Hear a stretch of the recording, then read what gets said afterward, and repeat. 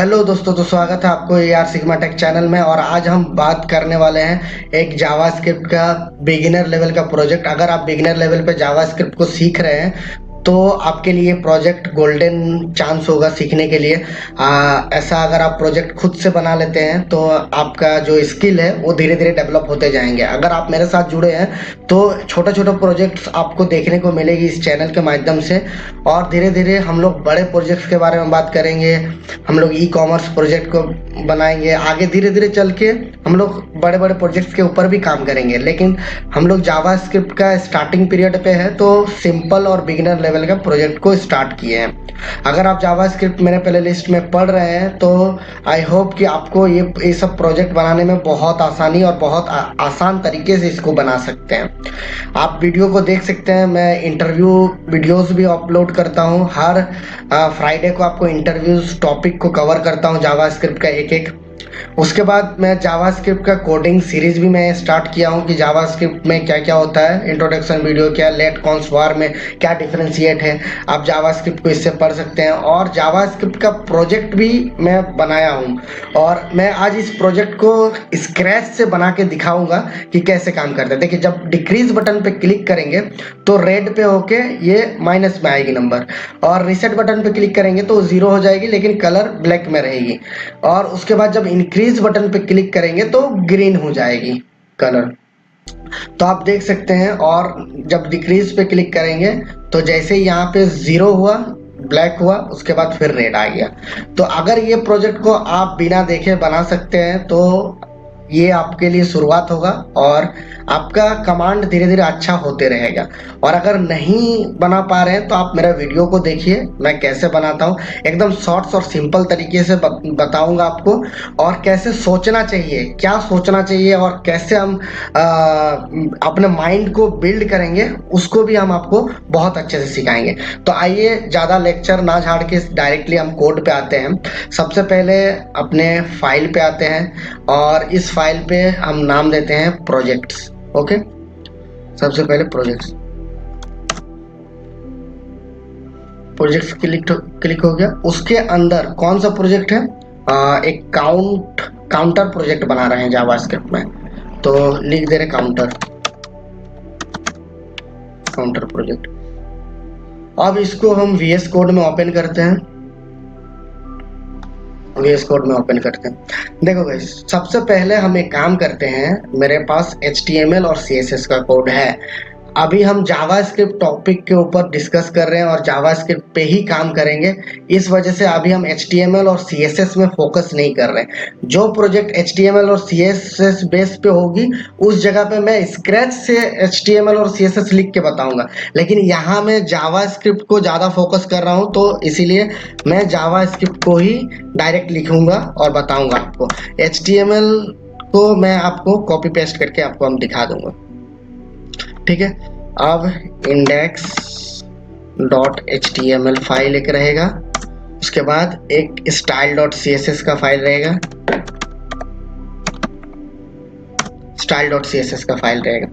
अब HTML का file को हमें कॉपी कर लेते हैं और ये सोर्स कोड आपको फ्री ऑफ कॉस्ट मिल जाएगा गिटहब अकाउंट पे। मैं गिटहब पे पुश कर दूंगा और इसका URL, गिटहब का URL मैं आपको प्रोवाइड कर दूंगा। वहां से आप इसको डाउनलोड कर सकते हैं और डायरेक्टली देख सकते हैं। फिलहाल आई होप कि मेरा यही कहना रहेगा कि डाउनलोड करके नहीं, आप खुद ब खुद बनाते रहिए ताकि आपका स्किल डेवलप होता रहेगा। वरना कॉपी पेस्ट से कुछ नहीं होने वाला, क्योंकि आगे चल के इंडस्ट्री में काम करना है। IT कंपनी का एक नेचर है कि आप अगर काम नहीं कर पाएंगे तो आपको काम से निकाल दिया जाएगा, ठीक है।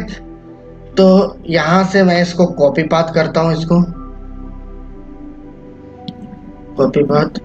और सबसे पहले इस काउंटर ऐप को 2 कर देते हैं ताकि हमको उस टाइम पे दिखेगा कौन सा वाला क्या है। 2 कर दिया। अब इसको मैं ब्राउज़र पे रन करता हूँ, ठीक है। यहाँ पे ब्राउज़र पे रन करता हूँ। आ गया ना, एग्जैक्टली यही आ गया। ये पहले पुराना वाला है, ये 2 मतलब ये नया वाला है। अब जब डिक्रीज बटन पे क्लिक करेंगे तो काम नहीं करेगा, इंक्रीज बटन पे क्लिक करेंगे तब भी काम नहीं करेगा, रिसेट पे क्लिक करेंगे तब भी काम नहीं करेगा, क्योंकि काम करने वाला काम हम लोग किए ही नहीं। अब index.js में जाएंगे, फाइल पाथ दे दिए इस फाइल का। अब क्या करेंगे देखो, सबसे पहले अब फिर से रिफ्रेश करते हैं, क्लिक करेंगे, काम नहीं कर रहा। अब जावास्क्रिप्ट का बारी है, अब जावास्क्रिप्ट लिखेंगे। तो सबसे पहले हम जावास्क्रिप्ट में क्या है, मेरे पास बटन है, ये डिक्रीज बटन है, रिसेट बटन है, इंक्रीज बटन है और ये काउंटर है। ये चार ही तो एक्शन परफॉर्म हो रहा है ना।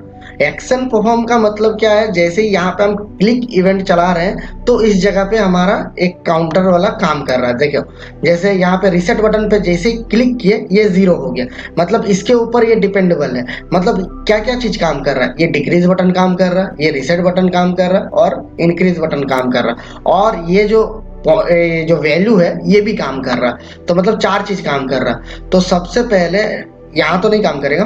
अब देखो सबसे पहले इस कोड में आते हैं, HTML वाले पार्ट में आते हैं। HTML वाले पार्ट में है क्या चीज यही है कि ये जो 0 है ये वैल्यू है, उस ये का वैल्यू है। उसके बाद यहाँ 3 बटन है, डिक्रीज बटन है, रिसेट बटन है और इंक्रीज बटन है। सबसे पहले तो ये चारों चीज को टारगेट करके हमको लाना पड़ेगा, तब ना उसको हम पॉइंट आउट कर सकते हैं ना। तो सबसे पहले वैल्यू को करते हैं। तो जावास्क्रिप्ट में डॉम आप लोग पढ़े ही होंगे। डॉम का काम है document object model. Document object model का मतलब ये होता है कि हम किसी एक HTML टैग को टारगेट करके हम जावास्क्रिप्ट का कोड लिख सकते हैं, इसी को बोलते हैं डॉम। अब एक काम करते हैं, सबसे पहले टारगेट करते हैं इसको, वैल्यू को। तो आईडी से टारगेट करेंगे। सबसे पहले एक काम करते हैं, डॉक्यूमेंट डॉट गेट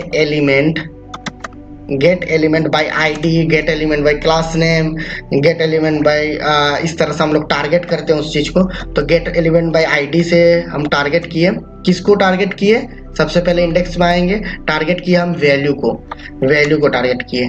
तो गेट एलिमेंट बाय आईडी यहाँ लिखे हैं, बाय आईडी क्यों लिखे, क्लास नेम क्यों नहीं लिखे, क्योंकि यहाँ पे देखो आईडी लिखा हुआ है, आईडी में वैल्यू है, इसीलिए document gate element by ID. चलो ये तो टारगेट हो गया। अब इस टारगेट को अगर हम कुछ उठाना है और जावास्क्रिप्ट का कोड लिखना है तब कैसे लिखेंगे, ये तो टारगेट हो गया, यहाँ पे आ गया। और एनी पर्टिकुलर चीज में हम कोड लिखना है तब कैसे लिखेंगे, तो इसको एक वेरिएबल में स्टोर कर देते हैं, कॉन्स्ट करके एक वेरिएबल स्टार्ट कर देते हैं, वैल्यू नाम का एक वेरिएबल में स्टोर कर दिया। सेम टू सेम एग्जैक्टली हम कॉपी करेंगे और बाकी जो 3 बटन है उसका भी इसी तरह से हम लोग टारगेट करेंगे, डॉम को हिट करेंगे। तो सबसे पहले क्या है, डिक्रीज बटन है,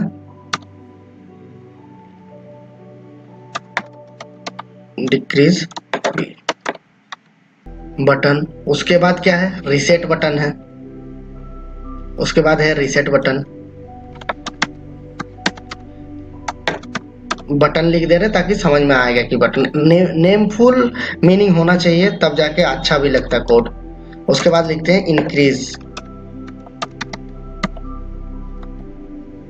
इंक्रीज बटन।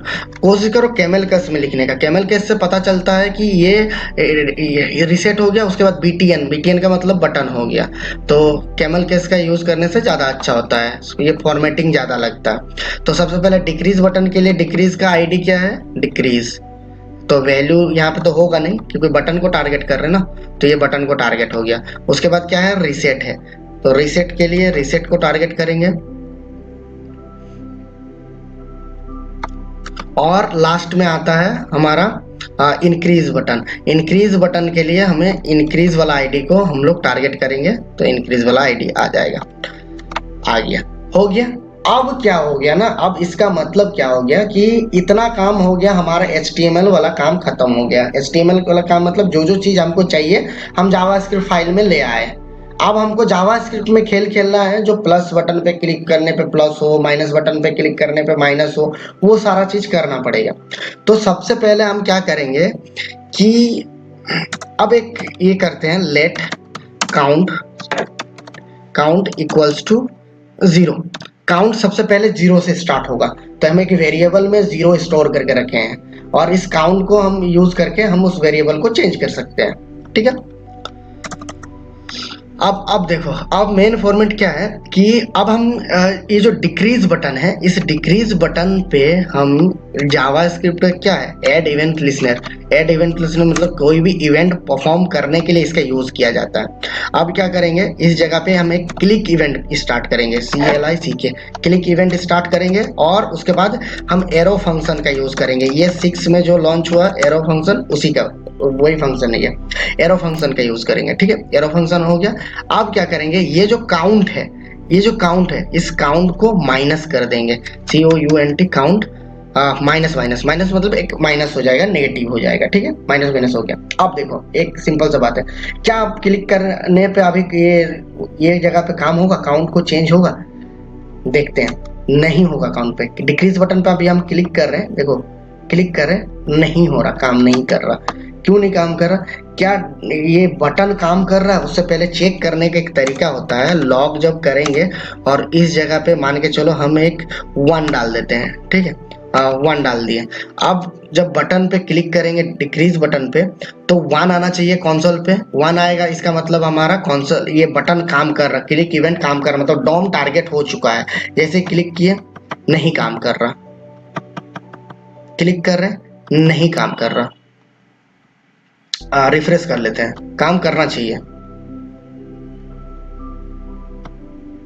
आ गया, आ गया। रिफ्रेश नहीं था, इस वजह से ऐसा हो रहा था। लेकिन जैसे डिक्रीज बटन पे क्लिक कर रहे हैं, देखो 1 आ गया। 2 बार क्लिक किए, 3 बार क्लिक किए 1 पे, नहीं दिख रहा, फिर से करते हैं। ये अभी फिर से ये करते हैं। सबसे पहले तो इसको मैं थोड़ा सा जूम कर देता हूँ, नहीं तो फिर दिखता नहीं है। इसको जूम किए, अब इस जगह पे देखिएगा, नहीं तो फिर दिखता नहीं है। जूम कर देता हूँ। किसी ने कमेंट करके कहा था कि दिखता नहीं है, थोड़ा सा बड़ा करके दिखाइए, तो ठीक है। आई होप कि मैं इसको भी थोड़ा बड़ा कर पाऊँ। हाँ, बड़ा हो गया। अब जैसे डिक्रीज बटन पे क्लिक करेंगे, यहाँ पे क्या आया, 1 आया। फिर से डिक्रीज बटन पे क्लिक करेंगे, अब 2 बार क्लिक हो गया, फिर से 1 आ गया। ठीक है, जितना बार क्लिक करेंगे उतना बार 1 आ रहा है। इसका मतलब जाहिर सी बात है कि हमारा ये जो इवेंट है बटन वाला, ये हमारा इवेंट काम कर रहा है। अब रहा बात, तो फिर ये काउंट माइनस माइनस में जाके फिर माइनस क्यों नहीं हुआ, बता रहे। माइनस इसलिए नहीं हुआ क्योंकि हम उस चीज को तो टारगेट कर ही नहीं रहे, ये वैल्यू को टारगेट कर रहे हैं ना। ये देखो, ये वैल्यू, इसको ना चेंज करना है। तो इस चीज को कहाँ, यहाँ पे कुछ लिखा हुआ है? नहीं लिखा हुआ। तो एक फंक्शन हमको बनाना पड़ेगा, उस फंक्शन को क्लिक करने पे उसको अपडेट करना पड़ेगा, तब जाके वो काम करेगा। तो हम एक फंक्शन बनाते हैं, एक फंक्शन बनाते हैं। उस फंक्शन का नाम लिखते हैं अपडेट काउंट, ऐसा करके नाम लिख देते हैं। सॉरी,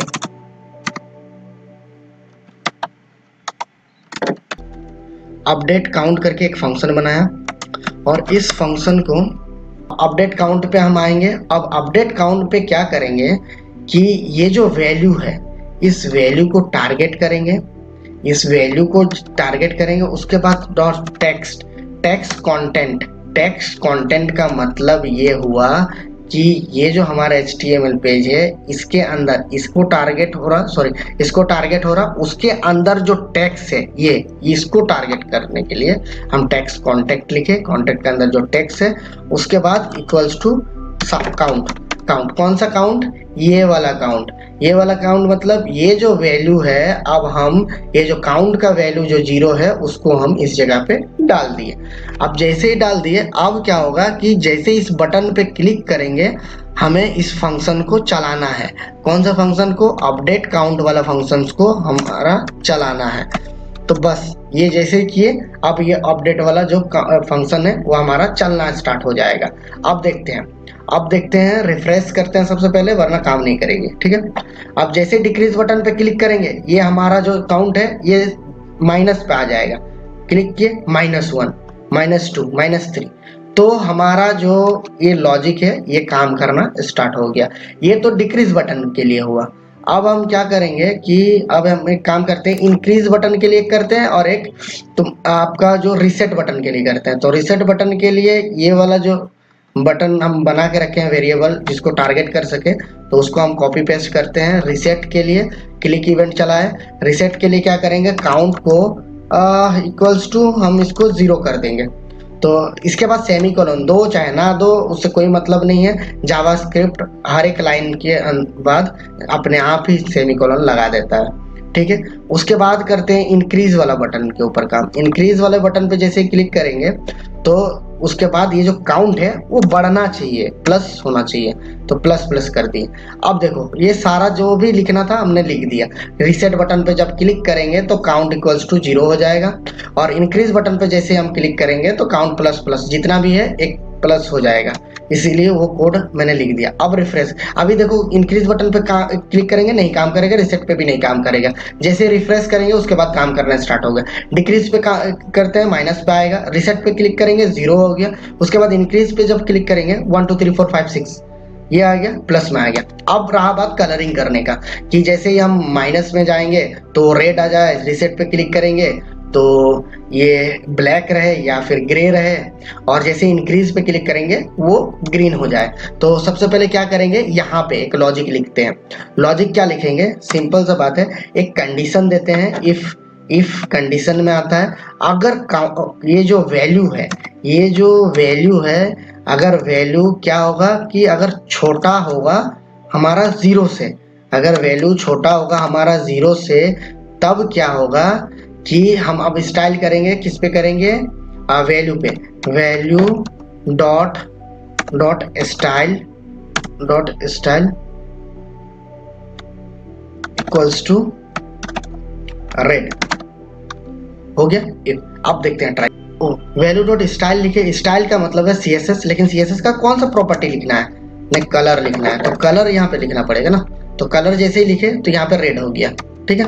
अब रिफ्रेश करेंगे इसको, और अब इसको क्लिक करते हैं तो यहाँ पे रेड नहीं आया। वाई रेड क्यों नहीं आया, value dot style dot colour equals to red.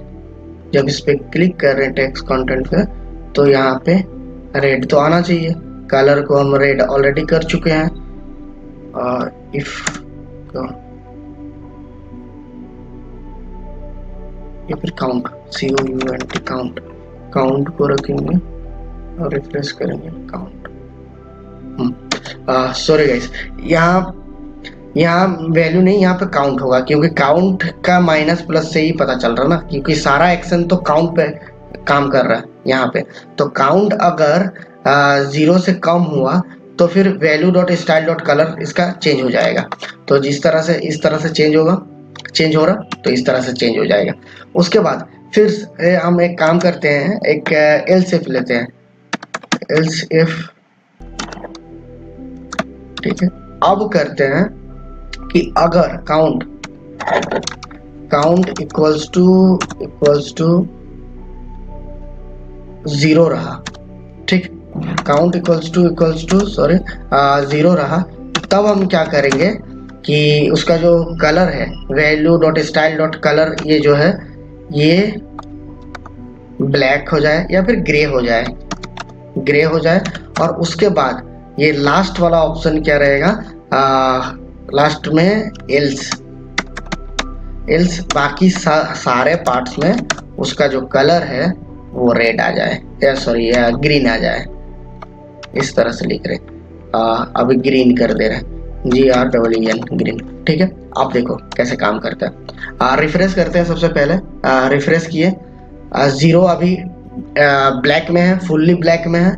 अब जैसे ही हम डिक्रीज बटन पे क्लिक करेंगे रेड पे आया, रिसेट पे क्लिक करेंगे ग्रे पे आ गया, ठीक है, ग्रे पे आया। अब जब इंक्रीज पे क्लिक करेंगे तो ग्रीन पे आया, फिर रिसेट करेंगे फिर ग्रे, फिर यहाँ पे डिक्रीज बटन, फिर यहाँ पे इंक्रीज बटन काम करेगा। देखो इंक्रीज बटन काम कर रहा है, डिक्रीज पे काम करेंगे 1 हो गया, 0 फिर ग्रे में आ गया, फिर डिक्रीज पे क्लिक करेंगे तो -1 पे आ गया, लेकिन कलर चेंज। लेकिन आप देख रहे हैं इस बटन पे जैसे हम होवर कर रहे हैं तो आपको बटन का कलर थोड़ा सा होवर कलर जो है वो चेंज होता हुआ दिख रहा होगा। तो आई होप कि ये जो कोडिंग वाला फंडा है जावास्क्रिप्ट का, ये आपको बहुत अच्छे से और सिंपल तरीके से समझ में आ गए होंगे, और कैसे दिमाग लगाया जाता है। देखो प्रॉब्लम में तो फंसना ही है, हम अगर कोडिंग कर रहे हैं इसका मतलब ये नहीं कि हमको सब कुछ आता है, एक भी मिस्टेक नहीं होगा। मिस्टेक होना बहुत बड़ी बात नहीं है, वो सही बात है, लेकिन बड़ी बात है मिस्टेक को ढूंढ पाना, मिस्टेक क्या हुआ उसको जान पाना। जिस दिन अपने आप में वो जान जाओगे ना कि मिस्टेक कहाँ हुआ, कैसे उसको सॉल्व किया जाता है, तो फिर आप जावास्क्रिप्ट में अच्छे खासे कर लोगे। और अदरवाइज आपको अगर रटा रटाया चाहिए, नहीं हमको सही करना है, तो फिर ऐसा नहीं होने वाला, कभी सही नहीं हो सकता, क्योंकि आगे चल के बहुत सारा ऐसा प्रॉब्लम में आप फंसेंगे जो आपको नया नया चीज आने वाला है। तो आप अगर अभी से अगर ये प्रैक्टिस रहेगा कि आप कहाँ गलती किए हैं, मिस्टेक पकड़ के उस मिस्टेक को सुधार सकते हैं, तो आपके लिए एक बेनिफिट होगा और आप एक अच्छा कोडर बन सकते हैं।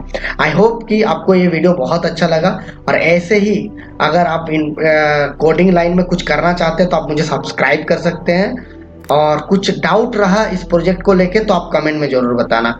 Thank you for watching this video guys, good bye.